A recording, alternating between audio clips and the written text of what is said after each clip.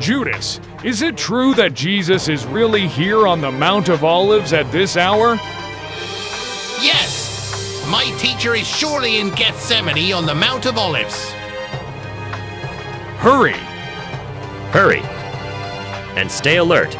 Jesus is right in front of us. The Roman soldiers and the temple guards, sent by the chief priests, and the Pharisees were coming to arrest Jesus, with Judas Iscariot leading them. At the moment of his arrest, Jesus felt compassion for everyone. Hearing the sound of footsteps, of the mob approaching to seize him, Jesus woke his disciples. Look, the hour has come. I am now being delivered into the hands of sinners. Rise. Let us go. Look, the one who betrays me is near.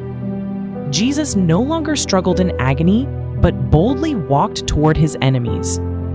The disciples, still not knowing what was about to happen, rubbed their eyes, half awake, and followed behind him.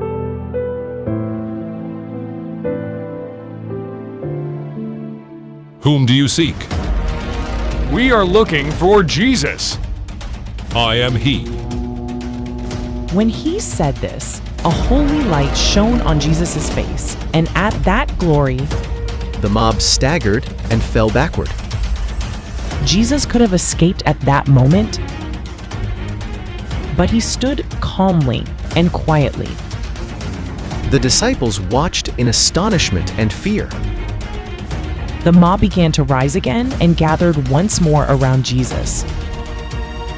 They had just witnessed proof that the one before them was the Son of God. Yet they refused to acknowledge it. Whom do you seek? Jesus of Nazareth. I told you that I am he. So if you are looking for me, let these men go. Jesus knew how weak his disciples' faith was, so he wanted to protect them from trial and suffering.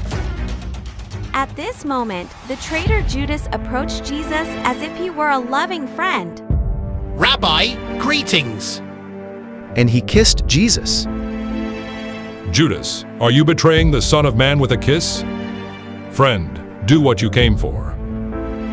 Jesus did not reject the traitor's kiss, and even called him friend.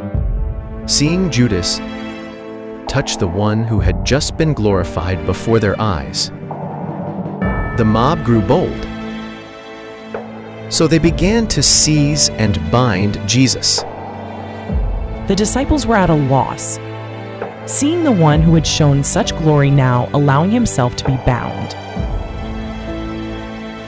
Peter, enraged, drew his sword. Lord, shall we strike with the sword? He struck the servant of the high priest, Malchus, cutting off his ear. And he tried to continue fighting. Peter, stop! Jesus touched Malchus's ear, and it was healed. Put your sword back into its sheath. All who take the sword will perish by the sword. Do you not think that I could call on my Father, and he would at once send more than 12 legions of angels?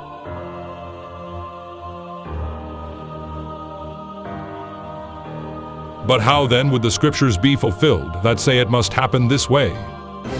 At that time, Jesus said to the crowd, Have you come out with swords and clubs to arrest me, as you would a robber? I sat teaching in the temple every day, and you did not seize me. But all this has happened so that the writings of the prophets might be fulfilled. In anger and fear, the disciples deserted Jesus and fled.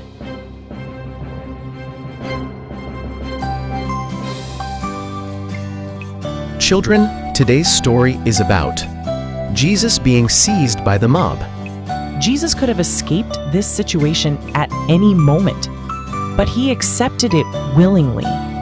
Even in that moment, he shone with holy light, giving the mob a chance to repent. He thought of his disciples and asked that they be allowed to go. He stopped Peter from fighting. and healed Malchus's wounded ear. At every moment, Jesus offered everyone a chance to repent and showed compassion. We must love such a Jesus and follow his words. Repeat Jesus' words. If you are looking for me, If you are looking for me, let these men go. Let these men go. John chapter 18, verse 8.